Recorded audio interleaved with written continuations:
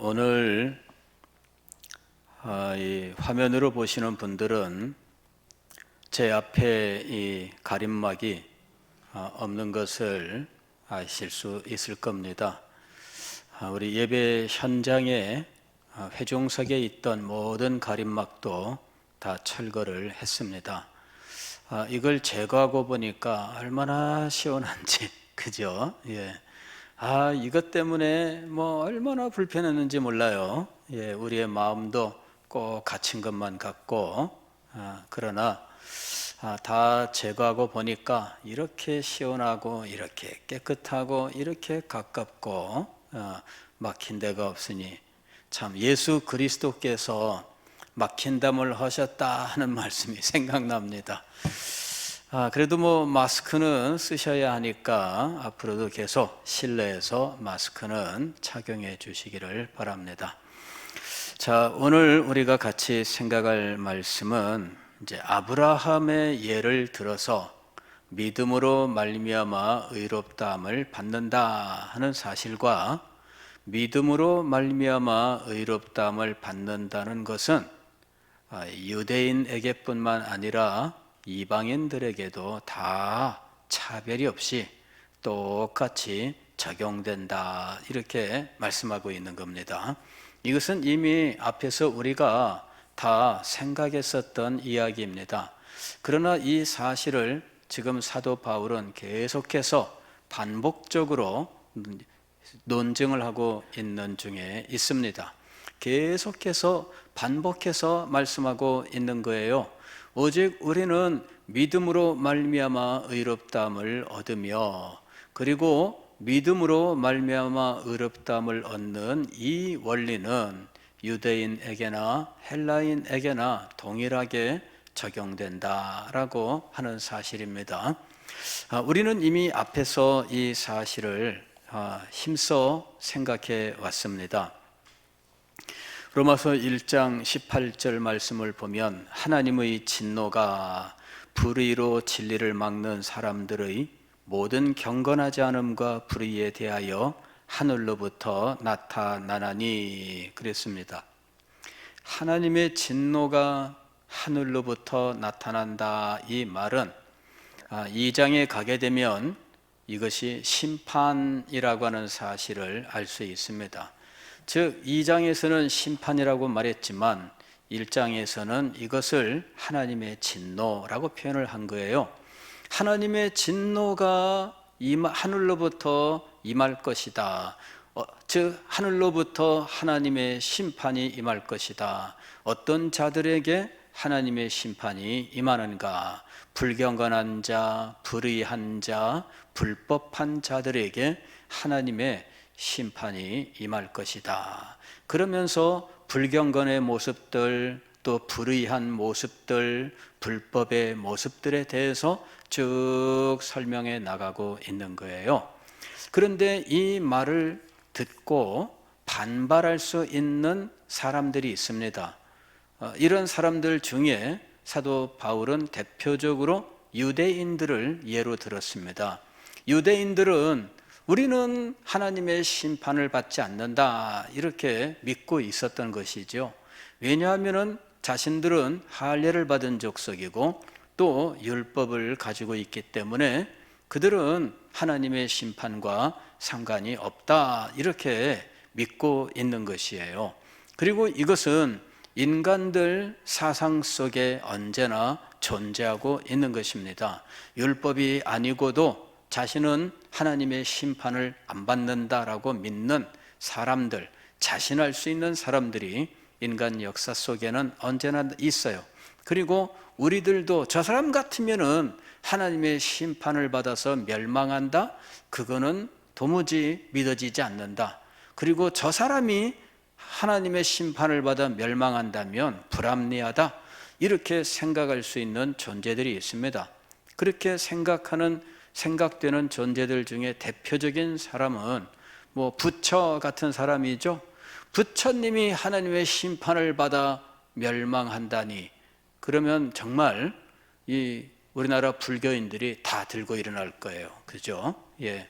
그러니까 우리가 공식적으로 어디 가서 부처님도 심판받아 멸망한다 이렇게 외칠 수는 없지만, 그러나 그냥 원리상, 성경이 가르치는 원리상 정말 사람들이 저 사람 같으면은 하나님의 심판을 받지 않을 거야라고 생각할 만한 그런 사람들도 심판을 면할 수가 없다는 것이죠. 또 다른 예를 들면은 소크라tes 그 공자 같은 사람을 예를 들 수 있겠죠. 예, 중국 사람들이 이 말을 들으면은 아마 발칵 뒤집힐 거예요. 예, 14억의 인구가 몽땅 달려들지도 모릅니다. 예, 우리가 이런 사실을 뭐 구체적으로 이름을 들어서 말하지는 않지만, 그러나 원리적으로는 얼마든지 하나님의 심판으로 멸망하는 그런 자리에 있다는 것이에요. 아무도 하나님의 심판을 피할 길이 없습니다. 그 대표적인 예가 유대인들이었습니다. 유대인들은 남을 판단하는 사람이었어요. 즉 그들은 심판자였습니다. 저 사람들은 이방인들이야, 저 사람들은 뭐 개나 돼지와 똑같아, 뭐 이러면서 남을 심판하는 사람들이었어요. 그러나 사도 바울은 이야기합니다. 남을 심판하는 그 심판으로 유대인도 심판을 받는다, 이렇게 이야기를 한 거예요. 유대인들이 율법을 가지고 있다고 해서 심판을 안 받는 게 아닙니다. 왜냐하면 율법을 받았다는 것은 율법을 지켜라 하는 말인데, 율법은 지킬 수 없다는 것이죠. 더군다나 유대인들의 하는 행동을 보면은 남에게는 잘 가르치나 자기에게는 가르치지 않아요. 남의 잘못은 잘 지적하지만 자기의 잘못은 지적하지 않습니다. 그리고 자기의 잘못은 그 어떤 핑계를 대고서라도 정당화시키는 것이죠. 우리는 이런 것들을 내로남불이라고 이야기를 해요. 그런데 이것은 인간성의 본질입니다. 내로남불이라고 하는 것은 인간성의 본질이에요. 남의 잘못은 지적하지만 자기의 잘못은 숨겨요. 그리고 그것을 정당한 것으로 둔갑시키지요. 남의 눈에 있는 들보는 드러내지만 남의 눈에 있는 먼지는 잡아내지만 자기 눈에 있는 들보는 전혀 알지 못하는 것이 인생입니다. 그래서 하나님의 심판을 이야기하지만 그러나 아무도 인정하지 않는다는 것이에요. 그러나 여러분, 그들의 양심이 하나님의 심판의 날에 그들의 모든 죄와 허물들, 그 모든 잘못들을 고백하게 할 것입니다. 그들의 양심은 이 모든 일들을 다 기록했다가 하나님 앞에 섰을 때에 그제서야 비로소 그 양심이 바르게 작용을 할 것입니다. 우리가 죄 가운데 있는 동안에는 이 양심이 눈이 멀어서 제대로 작용하지를 못합니다. 양심을 연구한 사람들이 이야기를 합니다. 인간에게는 양심이 있어서 선하고 착하고 뭐 이런 식으로 이야기합니다. 그러나 여러분, 인간의 양심은 역사와 사회, 문화에 따라서 달라지는 거예요. 심지어는 정치적인 입장에 따라서도 사람들의 양심은 달라져요. 정치적인 입장에 따라서 자기와 정치적인 이해를 같이 하는 사람은 무한히 사랑하지만 그렇지 않은 사람은 무한히 미워하고 원수로서 대하지요. 이게 정치적인 입장이에요. 그리고 이 정치적인 이 입장 때문에 그들의 양심은 다르게 작용합니다. 자기 편이 된다라고 하는 사람에 대하여는 그의 잘못도 감싸주고 그럴 수 있다고 이해를 해요. 그러나 자기 편이 안 된다고 생각을 하면 그의 작은 잘못까지도 엄청나게 크게 부풀려서 그 사람을 매장하려고 하는 것이지요. 이게 그 사람, 우리는 이렇게 얘기합니다. 양심이 있다면 그렇게 할 수 있나? 그러는데 그의 양심은 분명히 있습니다. 양심이 없는 게 아니에요. 다만 양심의 모양이 사람마다 다르기 때문이에요. 그 사람이 어떤 문화권에서 태어났느냐에 따라서 양심이 달라요. 그 다음에 그 사람이 어떤 교육을 받았느냐에 따라서 양심도 다릅니다. 그 사람이 남자냐 여자냐에 따라서 또 양심이 달라요. 그래서 이 양심이 그 사람의 행동에 영향을 미쳐요. 사고방식에 영향을 미치고 행동 양식을 결정짓는 이런 일을 행하는 거예요. 이렇게 사람마다 다르고 사람 수만큼이나 다른 것이 바로 양심입니다. 그런데 그 양심도 마지막 심판 때에 하나님 앞에 서게 되면 부인할 수 없느니라. 하나님 앞에서 그들은 빛을 받아 양심에 얻은 것들이 다 제거될 때 그 양심은 그제서야 깜짝 놀라게 될 것입니다. 자신이 이렇게 엄청난 죄를 짓고 살아왔었구나 하는 사실을 알게 될 거예요. 아무도 핑계치 못할지니라. 이것이 사도가 심판 가운데 있는 인생들에 대해서 말하고 있는 내용입니다. 그러나 끊임없이 하나님의 심판이 나와 상관이 없다라고 생각하는, 그리고 그렇게 주장하는 사람들이 등장하고 있어요. 역사 속에 등장하고 철학자들로 등장하고 지금은 일반 대중들에 이르기까지 모두 그렇게 생각하고 있다라고 하는 것입니다. 대표적인 존재로서 사도 바울은 유대인을 설정하고 그리고 이 유대인과 논쟁하면서 아무도 하나님의 심판에서 벗어날 수 없다라고 하는 사실을 증명했던 것입니다. 의인은 없나니 하나도 없다라고 하는 사실을 증명한 거예요. 그렇다면 이 의롭게 된다라고 하는 것은 어떻게 우리가 얻을 수 있는가? 오직 하나님께서 믿는 자를 의롭다 하신다는 이 원리, 모든 믿는 자를 의롭게 하신다라고 하는 이 원리, 이것으로 밖에는 인간이 의로워질 수 있는 길이 없다라는 것이지요. 유대인들이 그렇게 믿고 의지했었던 이 율법이 실상은 의롭게 하는 도구가 아니라 유대인의 죄를 드러내는 도구가 되었고, 유대인의 죄를 드러내므로 모든 사람의 입이 핑계할 수 없게 한 거예요. 유대인들도 하나님의 심판을 받는데 하물며 율법을 가지고 노력하지도 않았던 사람들, 우연히 율법의 계명들과 일치하는 것들을 가르치고 행할 수는 있어요.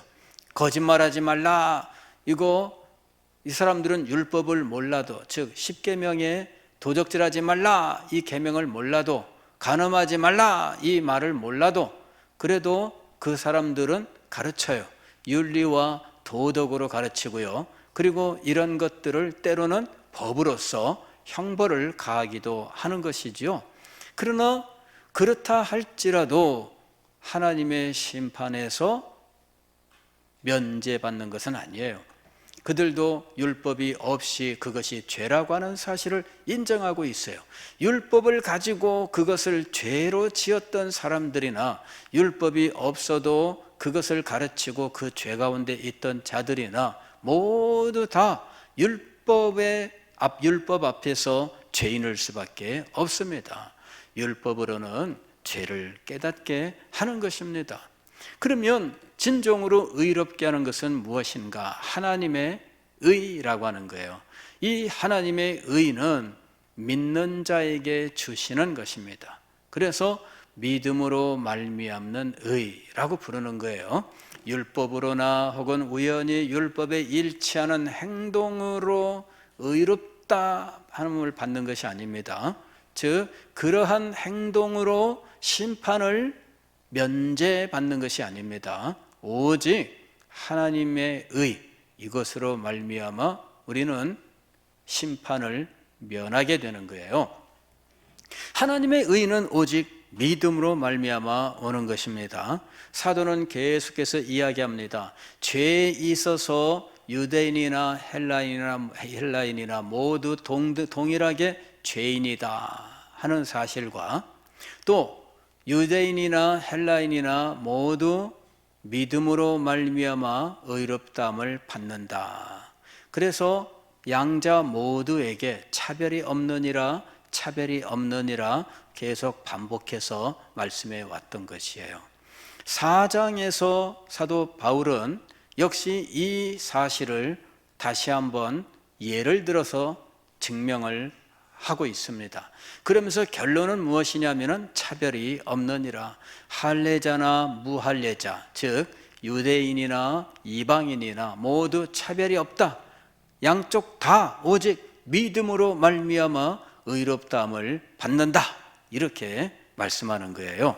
자, 어떻게 논증을 해 나가느냐? 1절부터 한번 보겠습니다. 그런즉 육신으로 우리 조상인 아브라함이 무엇을 얻었다 하리요?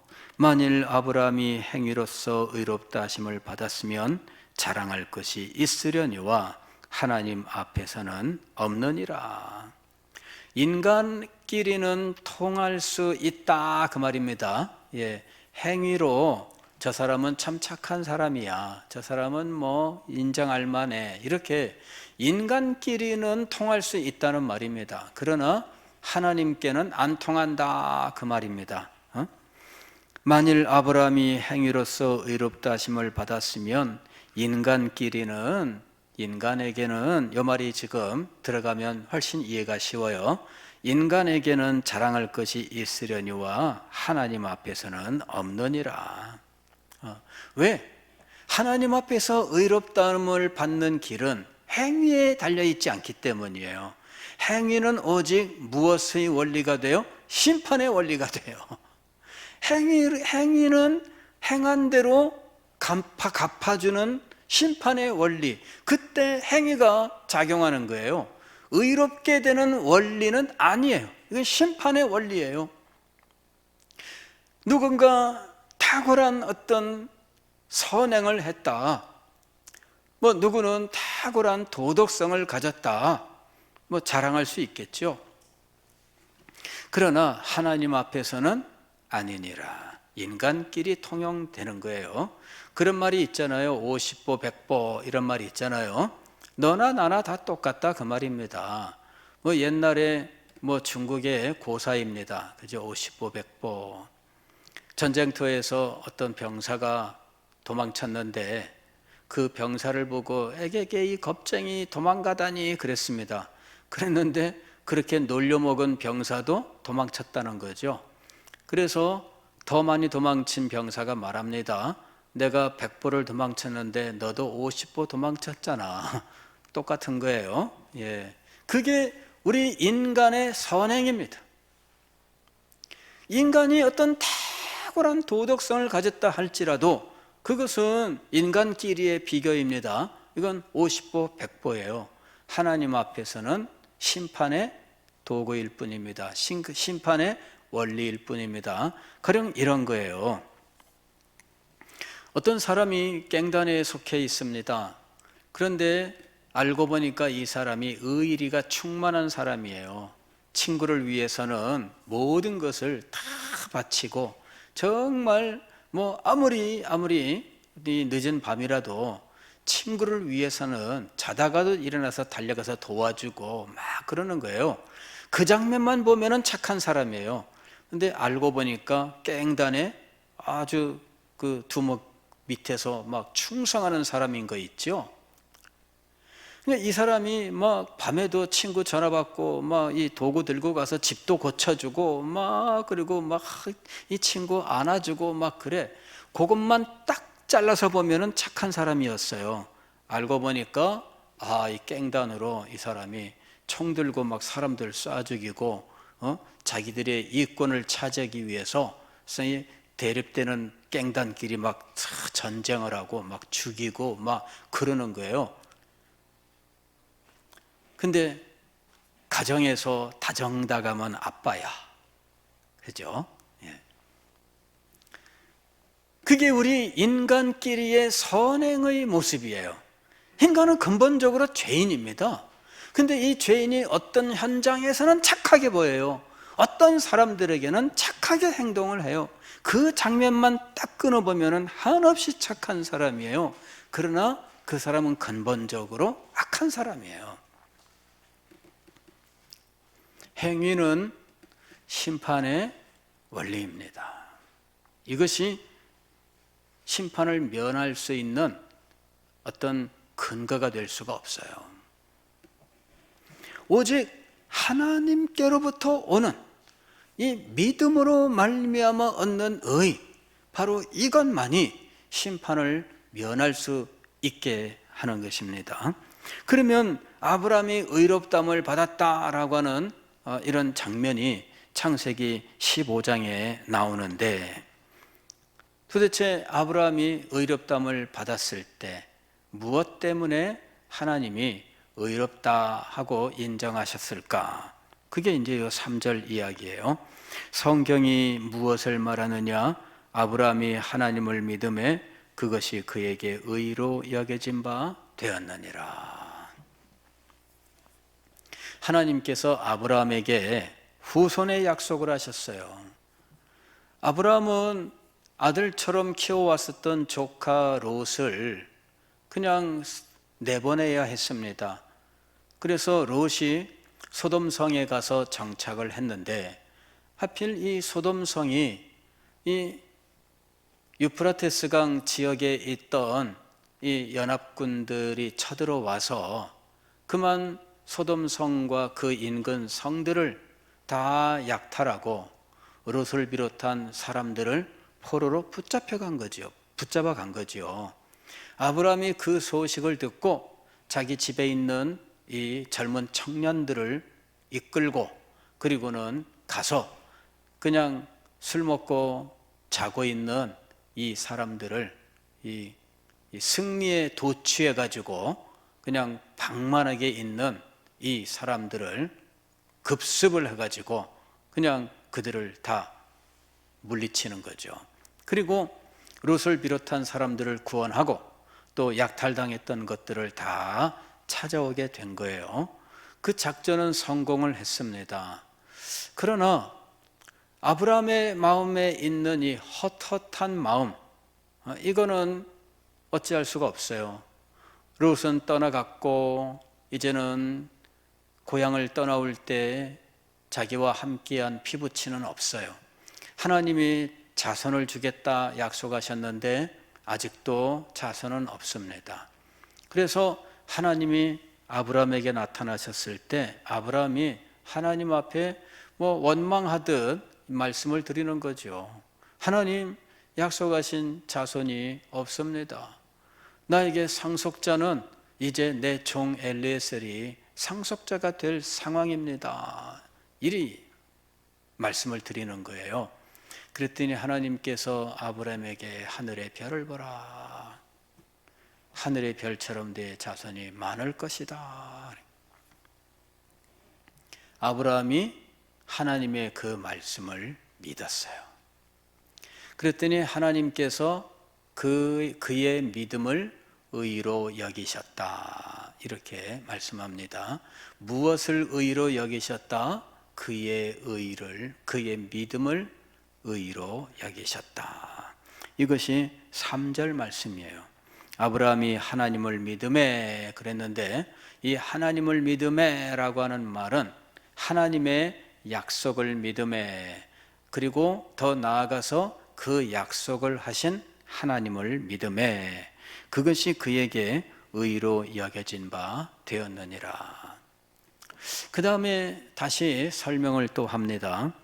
일하는 자에게는 그 삭시 은혜로 여겨지지 아니하고 보수로 여겨지거니와, 즉 행위가 의의 원리가 된다면 그것은 은혜가 아니고 당연한 거지요. 내가 일했으니까 돈 주세요. 일했는데 돈 안 주면 난리가 납니다. 왜? 그건 내가 당연히 받아야 될 권리예요. 마찬가지로 행위로 의롭다함을 받게 되면 이 의는 은혜가 아니라 당당한 나의 권리가 되는 겁니다. 하나님께서 우리에게 의를 주신 것은 값없이 주신 거예요. 은혜로 값없이 주셨느니라. 이것이 하나님의 의의 본질입니다. 그런데 행위를 가지고 의를 얻는다면, 그렇다면 이는 은혜로 값없이가 아니라 당당하게 요구할 수 있는 권리가 되는 거죠. 이것이 보수입니다. 월급이죠. 당연히 일을 하고 나면 품삯을 받는 거죠. 행위가 의의 원리가 아닌 이유가 바로 거기에 있습니다. 일하는 자에게는 그 삭시 은혜로 여겨지지 아니하고 보수로 여겨지거니와 이를 아니할지라도 경건하지 아니한 자를 의롭다 하시는 이를 믿는 자에게는 그의 믿음을 의로 여기시나니. 그랬어요. 무엇을 믿는 자? 이를 아니할지라도 경건하지 아니한 자를 의롭다 하시는 분을 믿는 자 이랬습니다. 그러니까 하나님을 믿되 그 하나님의 어떤 부분을 믿어야 되느냐 하면 전능하신 하나님을 믿어야 할까요? 맞습니다. 그러나 그것이 의롭다 인정을 받는 믿음이 되진 않아요. 신기하죠? 이걸 잘 알아야 됩니다. 전능하신 하나님, 모든 것을 아시는 하나님, 어디에나 계시는 하나님, 우리는 이것을 하나님의 절대적 속성이라고 이야기를 해요. 그런데 하나님의 절대적 속성을 믿는 자가 구원을 얻는가 하는 것이죠. 그렇지 않습니다. 하나님의 절대적 속성은 철학자들도 믿어요. 철학자들의 논증 속에서 하나님은 절대적인 분이에요. 절대자라고 하는 이 말은 이건 철학자들이 쓰는 말입니다. 하나님을 절대자로 믿는 믿음은 구원 얻는 믿음이 아니에요. 귀신들도 그렇게 알고 두려워 떠느니라. 귀신들도 하나님은 한 분이신 줄 믿고 두려워 떠느니라. 귀신들은 하나님을 믿어요. 그러나 그들은 멸망의 존재예요. 왜 그럴까요? 그들은 값없이 은혜로 의롭다 하시는 하나님을 믿지 않아요. 하나님의 절대성을 믿는 것은 구원 얻는 믿음이 아니라 구원 얻는 믿음을 가진 이후에 하나님을 더 깊이 깨달아가면서 하나님께 대한 그의 경외심이 점점 커갈 때 우리에게 그 작용하는 것이에요. 구원 얻는 믿음은 언제 어떤 내용을 가지는가? 은혜로 값없이 믿는 자에게 의를 주신다는 사실을 믿는, 하나님을 어떤 분으로 믿어야 된다고요? 은혜로 값없이 믿는 자에게 의를 주시는 분, 이렇게 믿어야 돼요. 하나님은 은혜로 값없이 믿는 자에게 의를 주시는 분이다 라고 믿는 자예요. 그것이 바로 예수 그리스도를 믿는 이란 말의 설명입니다. 왜냐하면 예수 그리스도는 하나님께서 하나님의 의를 주기 위하여 우리에게 보내신 분이에요. 하나님의 의가 우리의 것이 되게 하기 위하여 보내신 분이 예수 그리스도예요. 그래서 로마서 3장 21절에서 이제는 율법 외에 하나님의 한 의가 나타났으니 율법과 선지자들에게 증거를 받은 것이라 그러면서 곧 설명을 하는데, 예수 그리스도를 믿음으로 말미암아 모든 믿는 자에게 미치는 하나님의 의가 나타났다. 차별이 없느니라 이렇게 얘기한 거예요. 하나님을 어떤 분으로 믿어야 된다고요? 하나님은 은혜로 값없이 모든 믿는 자에게 의를 주시는 분이시다 라고 하는 사실을 믿는 자에게 하나님이 의를 주시는 거예요. 그러니까 우리가 하나님을 믿을 때에 우리는 1차적으로 하나님을 어떤 분으로 믿어야 하는가? 하나님은 은혜로 값없이 모든 믿는 자에게 의를 주시는 분이시다. 이걸 믿어야 돼요. 이걸 믿고 하나님이 절대적인 분이시다, 사랑의 하나님이시다, 이런 것들은 하나님께 대한 지식의 뒷순서입니다. 구원 얻는 믿음의 첫 번째 오는 하나님께 대한 믿음이 무엇이냐, 이걸 우리가 분명히 알아야 됩니다. 그리고 이것이 없이는 하나님께 대한 그 어떤 지식이 있어도 구원에 이르지를 못합니다.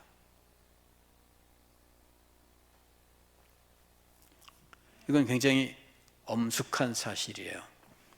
절대자에 대한 경외의 심정, 이런 그 말들을 이야기하면 사람들이 감동을 받아요.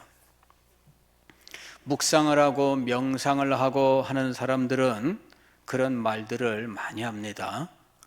그들은 은혜로 값없이 모든 믿는 자에게 의를 주시는 하나님, 이 지식이 없어요. 그리고 그 지식을 안 믿어요. 대신 절대자, 외경심을 불러일으키는 초월자, 이런 식으로 하나님의 절대성을 이야기해요. 우주 만물을 보고 묵상할 때에 이 우주 만물 속에 숨어 계시는 절대자를 발견한다, 이런 식으로 이야기해요. 그게 이제 사실은 범신론으로 나가는 통로예요. 우주가 하나님이다 라고 하는 것이죠. 우주 속에 하나님이 계시고 모든 사물에 하나님이 깃들어 있다, 이렇게 얘기하는 것이죠. 이것이 어떤 사물 숭배로 가게 되면 이게 정령신앙이 되는 거예요. 범신론에서 정령신앙으로 가는 거 다 똑같아요. 다 이 하나님의 절대성을 믿는 거예요. 그러나 그것은 구원 얻는 믿음이 되지 않습니다. 하나님께 대하여 구원 얻는 믿음이 되기 위해서 하나님께 대한 분명한 지식이 있어야 되는데, 그것은 은혜로 값없이 모든 믿는 자에게 의를 주시는 하나님이라고 하는 것을 믿어야 한다 하는 것입니다. 5절, 바로 이제 그 이야기를 한 거예요.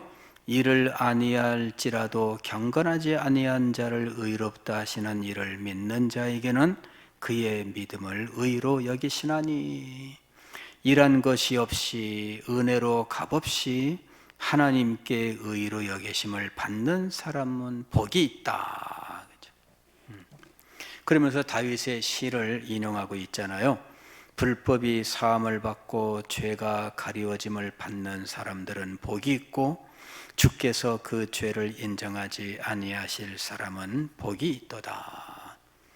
시편 32편 말씀을 인용하면서 다윗의 회개시를 인용하면서 정말 사죄의 은혜를 입은 사람이 얼마나 복이 있는가, 이제 그 사실을 지금 일한 것이 없이, 즉 값없이 은혜로 의롭다 하심을 받은 사람들이 정말 복이 있다, 이렇게 말한 거예요. 그런데 이 복이 누구에게 임하느냐라고 하는 것이죠. 이 복이, 즉 믿음으로 말미암아 의롭다 하심을 얻는 것이 진정한 복인데, 이 진정한 복을 얻는 자는 누구냐? 9절부터 나와요. 그런즉 이 복이 할례자에게냐 혹은 무할례자에게도냐, 즉 유대인에게냐 이방인에게도냐, 이렇게 얘기하고 있는 거예요. 무릇 우리가 말하기를 아브라함에게는 그 믿음이 의로 여겨졌다 하노라. 이건 앞에서 이미 우리가 확인했던 사실을 지금 이야기하면서 결론을 얘기하려고 하는 거예요. 자, 이미 우리가 살펴본 대로 아브라함에게는 그 믿음이 의로 여겨졌지 않느냐. 그러므로 10절, 그것이 어떻게 여겨졌느냐, 즉 아브라함이 믿음으로 의롭다함을 의롭다 여김을 받았는데 그게 어떻게 된 것이냐? 할례시냐 무할례시냐? 아브라함이 믿음으로 의롭다함을 받았던 시점은 할례 받기 전이었어요. 할례 받기 전에 하나님이 그가 하나님의 약속을 믿음에 그의 믿음을 의로 여기셨느니라 하고 말씀한 거예요. 그러니까 할례를 받기 전에 아브라함은 하나님의 약속을 믿고 하나님을 믿음으로 의롭다함을 얻은 거예요. 그러니까 무할례자도 믿음으로 의롭다 되는 거죠. 그런데 이 일은 유대인에게도 동일해요. 할례자에게도 동일하다 그 얘기입니다. 11절 그가 할례의 표를 받은 것은 무할례 시에 믿음으로 된 의를 인친 것이니 이는 무할례자로서 믿는 모든 자의 조상이 되어 그들도 의로 여기심을 얻게 하려 하심이라. 무할례자들에게도 믿음의 조상이 되는 겁니다. 12절은 할례자에게도 똑같다 그 말입니다. 또한 할례자의 조상이 되었나니 곧 할례 받을 자에게뿐 아니라 우리 조상 아브라함이 무할례 시에 가졌던 믿음의 자취를 따르는 자들에게도 그러하니라. 아브라함은 유대인들에게는 혈통을 따라 조상입니다. 그러나 무할례자들 이방인들에게는 믿음의 원리를 따라 믿음의 조상이다 이렇게 이야기하는 거예요. 할례자도 믿음으로 의롭다 하심을 받고 무할례자도 믿음으로 말미암아 의롭다함을 받는 것이다. 이렇게 아브라함을 통해서 이 사실을 다시 한번 논증을 한 겁니다. 아브라함이 의롭다 여김을 받은 것은 할례 받기 전에 하나님의 약속을 믿을 때 일어난 일이었습니다. 그리고 아브라함에게 일어난 그 일은 그 후에 모든 사람들, 아니 아브라함 이전에 모든 사람들에게 적용되는 모범입니다. 아브라함은 아브라함 이전에 모든 사람들에게나 아브라함 이후에 모든 사람들에게나 오직 하나님을 믿음으로 하나님의 약속을 믿음으로 의로 여기심을 받는 그 원리의 모범이 되었다라는 것입니다. 그래서 아브라함은 믿음의 조상이 된 것입니다. 이 일은 유대인에게나 혹은 이방인에게나 동일하게 작용된다라고 하는 것입니다. 이 원리는 반복됩니다. 나중에 9장 이후에 11장까지에서도 역시 이 사실이 반복되어 나오고 있어요. 유대인들의 운명에 대한 사도 바울의 말씀이 등장하는데 그때에도 유대인들이 하나님의 은혜를 회복하는 길은 믿음으로 예수 그리스도를 믿음으로 의롭다함을 받는 것이다 라고 하는 사실을 다시 한번 강조해요. 그리고 결국 유대인들도 예수 그리스도를 믿는 믿음으로 의롭다함을 받게 되는 역사의 어떤 때에 대해서 사도 바울이 이야기합니다. 어떤 분들은 그것을 성취되지 않은 예언이라고 이야기합니다. 아직 성취를 기다리고 있는 예언이다 이런 말이죠. 유대인들도 역시 믿음으로 구원을 얻게 되는 그러한 때가 오게 될 것이다. 그래서 원감람나무와 돌감람나무 비유로서 원감람나무의 가지가 잘리고 돌감람나무가 접붙임을 받아서 이제 하나 믿음으로 말미암는 의를 받은 것처럼 이 원감람나무의 가지들도 회복이 될 것이다 라고 이야기한 거예요. 동일한 원리입니다. 이때 우리는 이 하나님의 의에 대해서 분명히 알아야 돼요. 우리의 믿음, 하나님께 대한 우리의 믿음은 하나님의 의에 대한 거예요. 은혜로 값없이 믿는 자를 의롭다 하시는 하나님의 의라고 하는 거예요. 이 지식이 구원 얻는 믿음의 지식이에요. 하나님의 절대성이 구원 얻는 지식이 되지 않습니다. 이 은혜로 값없이 모든 믿는 자를 의롭다 하시는 하나님의 의를 믿는 자들이 하나님의 절대성에 대한 지식을 가져 더욱더 경건의 자리에 들어가기는 해요.